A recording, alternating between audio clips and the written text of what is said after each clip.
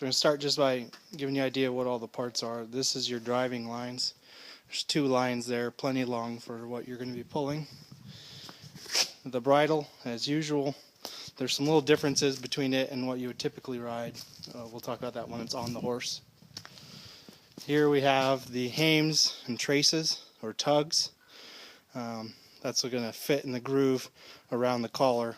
Obviously the traces go back to the pulling implement, whatever it is that you're pulling. And then this is her collar. She wears a 25-inch collar currently. She's probably better at a 24. So we have the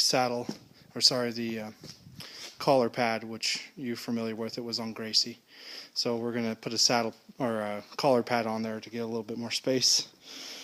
Here in this pile is the saddle itself. Goes right over the girth where you normally or typically has one line that goes back towards the butt into the crupper, which is that piece of equipment right there, and then of course your britching.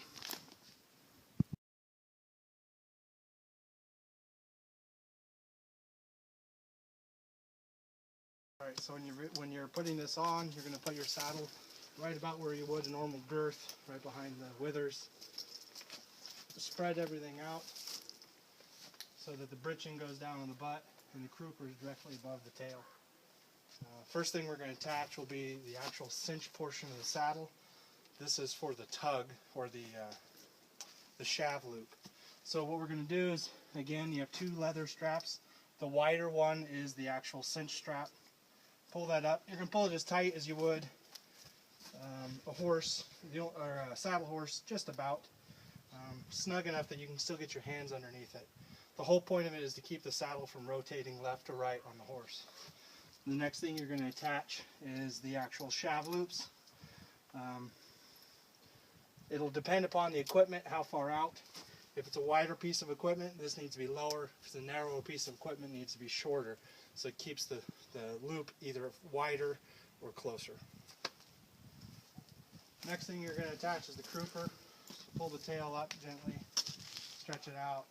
She's fitted to the second hole on the crupper, and that'll be a proper fit as to your location of the saddle. Stop. Do the collar. This type you put on the horse closed loop, which means you have to untie the horse from whatever it's tied up to. So you can pass the lead rope through the collar first. And then the way you do is you make sure that the buckle on the collar is undone, which will allow a little bit more flexibility. Rotate it over so that you're looking at it upside down. Slip it over the horse's head, past her ears. On the narrow portion of the neck, can you see that? You're going to rotate it around like so, until it rests properly. And you go ahead and tie the horse back up. And you can tighten this. There's only one, it's at one hole, and it's just going to go to that one hole on the back of the collar band right there. Stop. So you're going to do the collar pad next. The trick is that the opening to the brass loops needs to be pointing back towards her butt. So put that over the horse, slip the collar forward, pull the pad through, and there you go. You do the same on the other side, and you're done. Stop. When you go to put the hames and tugs or traces on, you have to just make sure that you're holding the loop that's going to match the same bend or curvature of the collar with your traces going to the rear. Take the far side trace and either loop it over the hame or over your arm so that it isn't going to get caught when you put it on. You're going to walk up to the horse and place it in the grooves on the collar so the curvature of the hames matches the collar. Throw the traces so that they're in a cross pattern over the back of the horse so they don't get caught or stepped on or damaged in any way. Walk up to the front of the horse, take the actual hame straps, which is the bottom strap, pass it through the loop on the near side or side you were standing on, back through the roller buckle, and pull it snug.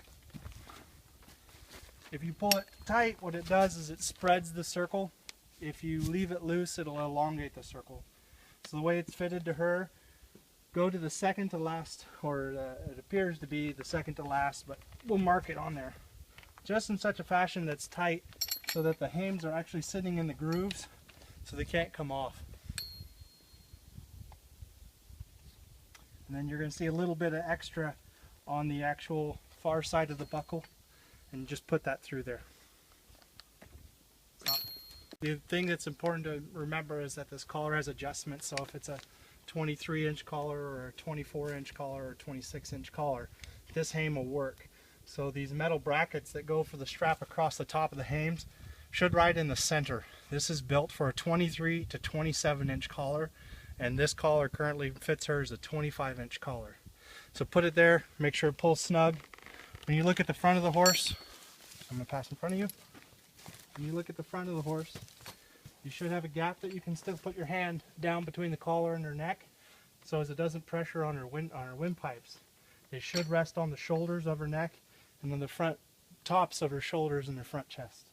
So, and like with any other horse, if you're going to put the bridle on, it's the same manner or fashion.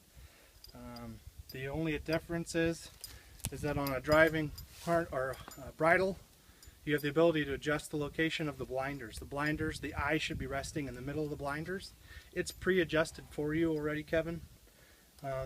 And same thing as with a saddle horse, should give a few little creases in the corner of the mouth.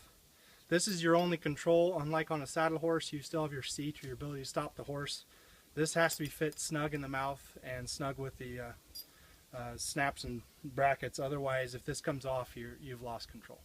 Stop. The driving horse, as I was talking about safety of this, the bridle has to be snug. The throat latch has to be snug. So I've already adjusted it so that it's going to be on the bottom loop. But if you notice, on a saddle horse, you'd have it much looser. On a driving horse, it can't be loose at all. If it's loose, if they get something caught in here, they can pull it off their head. So by keeping it snug, it keeps the bridle on the head no matter what, if it gets caught up in anything. Stop.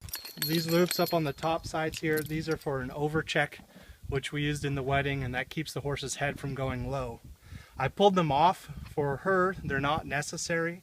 She has a high head carriage and doesn't tend to rub her head or bring her head down. If she does develop an issue where she's lowering her head, you can run an overcheck, which attaches here at the bit, through the loop, between the hames, and back to the top middle of the saddle. But like I said, with her, the way she drives now, I wouldn't even mess with it. It's just an extra piece of leather. Next part, of course, is the driving lines. Pass it forward through the far side ring on the saddle. Then we'll go in this ring on the collar, so the same thing on the other side. Go forward and hook onto the bit.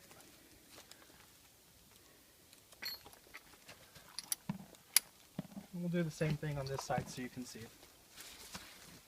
You just want to start with the far side first. Then through the near side ring, near side hame, top ring. If for some reason you want to adjust the height, you could, but that's typically for a team horse. Single should always be in the top ring. Go forward to the bit. At this point, you're ready to hook up to the implement that you're pulling. Undo the lead rope. While you're learning, just leave the lead rope attached and dally a few wraps around the hames, like this.